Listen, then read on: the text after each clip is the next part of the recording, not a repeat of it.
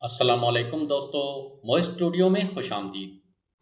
یاد رکھنا کہ سجدہ چھوٹ جانے کی معافی مل سکتی ہے، مگر انسانیت چھوٹنے کی معافی نہیں ملتی۔ ہمیں چیزوں کی کمی اس وقت ہی محسوس ہوتی ہے جب وہ کم پڑنے لگے۔ جو بد دعائیں دلوں میں دی جاتی ہیں وہی انسان کو تباہ کر دیتی ہیں۔ اپنی زندگی درخت جیسی رکھو کہ دھوپ میں سایہ بھی دیتا ہے اور دامن میں آنے والوں کو سکون بھی فراہم کرتا ہے۔ رات کے آخری پہر کا وقت تھا۔ آسمان پر چمکتے ستارے گویا زمین پر سونے کے ذرات بکھیر رہے تھے۔ ایک چھوٹے سے گاؤں کے کنارے پرانی اینٹوں سے بنا ایک چھوٹا سا مکان تھا جس میں چراغ کی مدھم روشنی جل رہی تھی۔ اندر ایک بوڑھی ماں اپنے سجدے میں گری زاروں قطار رو رہی تھی۔ اس کی دعا میں عاجزی، امید کی ملی جلی کیفیت تھی۔ اے میرے پروردگار، میرے بیٹے کی قسمت کو سنوار دے، اس کے لیے آسانیاں پیدا فرما، اسے کامیابی اور عزت عطا کر۔ یہ ماں زرینہ تھی جس کا واحد سہارا اس کا بیٹا فاروق تھا۔ فاروق ایک ذہین مگر بے حد غریب نوجوان تھا۔ غربت کی وجہ سے اس کے خواب دب کر رہ گئے تھے، مگر اس کی ماں کی دعائیں کبھی تھکنے کا نام نہ لیتی تھی۔ وہ اکثر فاروق سے کہتی، بیٹا، قسمت محنت سے بھی بدلتی ہے، مگر دعا وہ چیز ہے جو ناممکن کو ممکن بنا دیتی ہے۔ جب بندہ بے بس ہو جاتا ہے تب دعا راستہ بنا دیتی ہے۔ مشکلات کا سامنا۔ فاروق کی زندگی آسان نہ تھی۔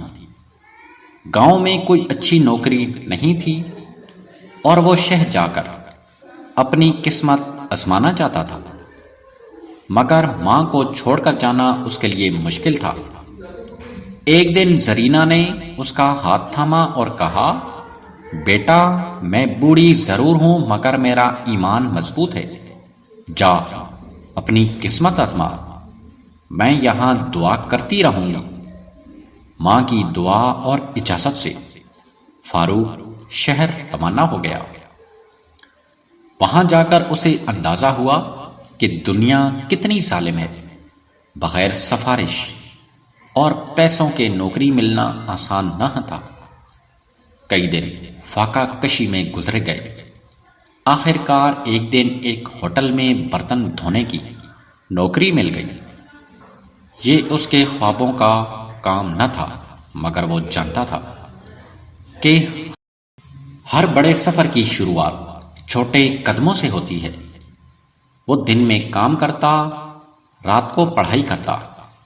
جب بھی تھکتا تو ماں کی دعا اسے حوصلہ دیتی۔ امتحان کا وقت۔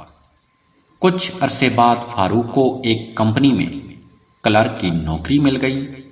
وہ محنت کرتا رہا اور اپنی ایمانداری اور لگن سے سب کا دل جیت لیا۔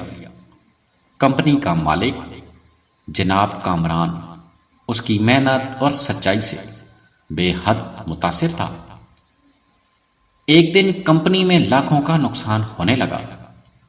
ایک پروجیکٹ بری طرح ناکام ہو رہا تھا اور کوئی حل نظر نہیں آ رہا تھا۔ کامران صاحب نے سب کو بلایا اور مشورہ مانگا۔ فاروق نے نہایت عقل مندی سے ایک منصوبہ پیش کیا جسے سب نے حیرت سے سنا۔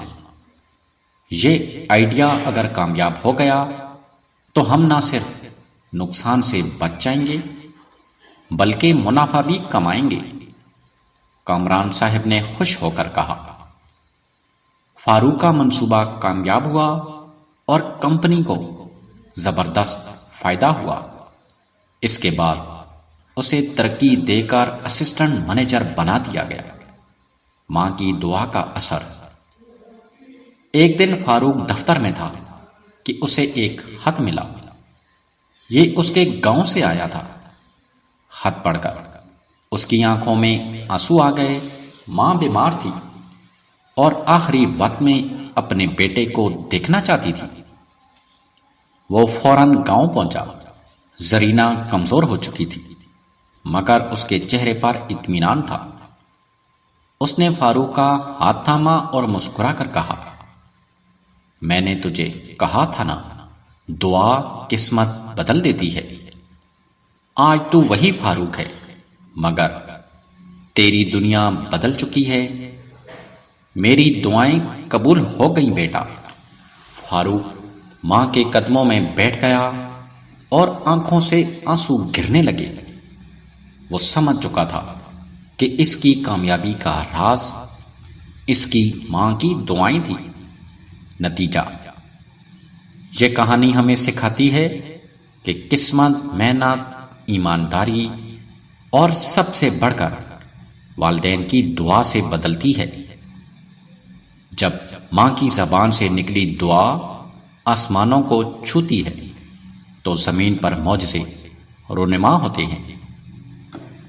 گاؤں چندن پور میں ایک نیک دل اور ایماندار کسان رحمت علی اپنی بیوی اور 2 بچوں کے ساتھ رہتا تھا۔ وہ محنتی اور خدا ترس انسان تھا مگر قسمت نے ہمیشہ اس پر مہربانی نہ کی۔ جو دن رات محنت کی اپنی زمین پر پیداوار نہیں دیتی تھی اور قرضوں کے بوجھ تلے وہ دبتا جا رہا تھا۔ اسی گاؤں میں ایک رئیس زمیندار اکبر خان بھی رہتا تھا۔ وہ سخت دل، مغرور شخص تھا اور اپنے فائدے کے لیے دوسروں پر ظلم کرنے میں ذرا بھی ہچکچاہٹ نہ کرتا تھا۔ اس کی نظر رحمت علی کی زمین پر تھی جو اگرچہ چھوٹی تھی مگر زرخیز تھی۔